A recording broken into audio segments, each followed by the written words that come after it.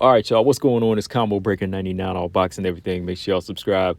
All right, y'all. So I wanted to come back on here and get my thoughts on this fight. I looked at it a few times. I looked at the highlights and everything. The first go round, then I went back and just went on and watched the full fight because I kind of told myself I wasn't going to watch this fight. But I said, let me check it out. Everybody was saying that this is a good fight. Let me go ahead and check this thing out, man. But after looking at it, Tyson Fury versus Francis Ngannou, there's two things that I think the entertainment world and basically I think the boxing world and the higher ups are trying to get out of this. All right. Like if you look at it one way, Francis Ngannou, he did enough to beat Tyson Fury, right? In my opinion, he did do enough to beat him. My first reaction is I think in Francis Ngannou, he won the fight. Was he robbed? Can't really say he was robbed, man. It's a close fight again. Everybody was getting together saying this is a robbery, but when it's a close fight like this, you can't really call it a robbery, right? So in that aspect, I think that what they were trying to do is, of course, save Tyson Fury from turning boxing into a laughing stock, having him lose to a guy that's never fought in a boxing match before. This was his first boxing match, right? So, of course, they had to save Tyson Fury from that and losing the big payday against Usyk, which is now pushed back to next year, right? I knew that was going to happen after this performance. And then the second part is when you look at this fight, somebody like Francis Ngannou, who has a big contract with PFL, he's seen as one of the best fighters in MMA, period, one of the baddest men on the planet, right? You just can't have him come in here against Tyson Fury and get starched in 1 or 2 rounds, which was what a lot of us boxing fans predicted it. Like I was wrong with that. I felt like Tyson Fury was going to wear Francis Ngannou down, maybe stop him in like 5 or 6 rounds or, 7 or 8, something like that. But he actually put up the good fight. So when you look at it on that second scenario, the way you look at it, okay, Francis Ngannou, he did just enough. So it's kind of like, wow, did Tyson Fury carry him or did he look that good? Well, I don't know. You just never know what's going on behind the scenes. But from what I saw in this fight, I saw Francis Ngannou being a much smarter boxer than I thought. That was the first thing that clicked in my head was like, okay, this guy, he's fighting smart. He's a smart guy. Like, he's not winging big shots. He's not going in there fighting like a brand new boxer. He looked to control the range a little bit, fight with patience. I saw him throw one Superman punch towards the end of this fight, but other than that, I thought he fought a pretty smart fight. When you look at it, in a couple of ways, it's like hard to say that Francis Ngannou lost this fight. Like I can't really see where he fell short. That's why I'm saying like it was close where he was able to edge it out, but Tyson Fury was still in this fight, being able to box at times. But then Francis Ngannou, he showed his power and his commitment as a boxer too. He controlled the pace at times. He controlled the range. He fought behind his jab. He fought well behind a good left hook. He dropped Tyson Fury, so he was able to go strength for strength with Tyson, unlike some fighters, So to me, I thought Francis Ngannou made a really good showing of himself when you just look at it in that aspect. I mean, he did enough. He just did enough to win. Like, I'm not mad to the point like, oh, I feel like he was robbed, but it's just one of them things where it was a close fight. I mean, if you look at the first half of this fight, going back and looking at it, all right, I gave Tyson Fury the first 2 rounds. I thought he was boxing off of his jab. He was keeping Ngannou back with the jab, doubling it up, throwing the jab down the middle, landing his right hand a couple times in the first 2 rounds. But somewhere in the second round, I saw Francis Ngannou finding his range, and he was landing his left hook. He started landing that left hook as he was stepping back, and Tyson Fury steps in, boom, he would hit him with that left hook. Carrying it into the third round, he was deflecting a lot of Tyson Fury's shots, had his defense up, and then boom, he catches Tyson Fury over the top when Tyson Fury's dropping that right hand. He catches him with the left hook and drops him, right? So from there, I thought Francis Ngannou, he started getting Tyson Fury's respect. He won the third and fourth round, and I think Tyson came back in round 5 and won that round, but up to that point, I had the fight tied up because of the knockdown, right?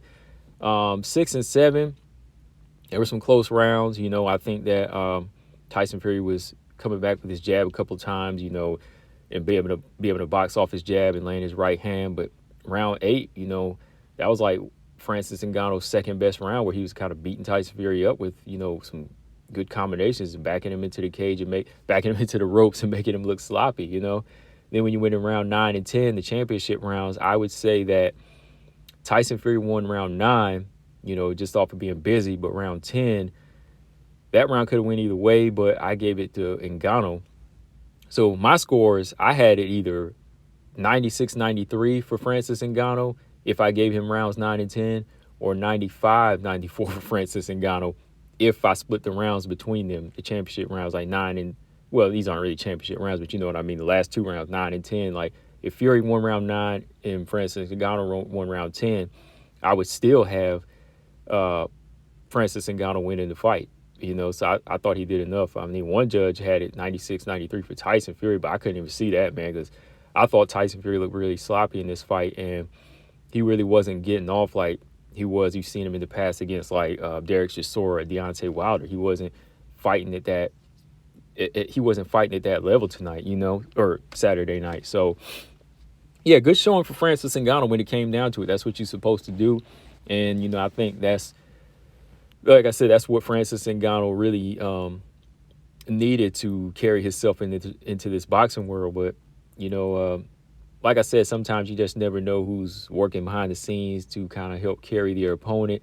Because, yeah, if Francis Ngannou went in there and got blasted out, this would definitely become a laughing stock. But somehow he was able to just carry himself in a boxing match. So I want to give him that credit. I do want to give him that credit. I think Francis Ngannou showed us some things that some of these other boxers just, I think, kind of take for granted sometimes when they get in there. Francis Ngannou, he rose to the occasion. He didn't let the power, kind of mask his ability to step up in his IQ. So when it came down to it, Francis Ngannou made a good showing of himself. Shout out to him, man.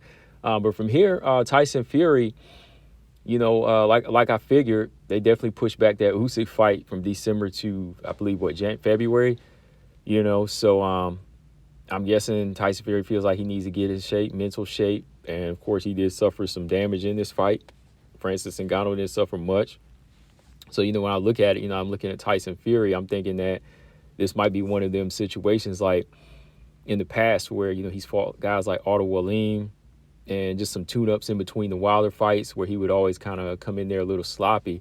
But I think he'll step it up for the Usyk fight. Like, don't think this is going to affect how the Usyk fight looks now. I still think Tyson Fury is going to show up for that fight because more rides on that fight. Whenever Tyson Fury knows that a lot rides on a fight and he's in there with a big test, he's going to look better than that. He's always done that in the past. Otto Wallin, like I said, he got cut up, busted up in that fight, came back and won the Wilder fights and so on, or the tune-up fights in between. He'd always come back and, he always come back from those fights. He wouldn't look his best in those fights, but when it comes down to the championship fights, he would.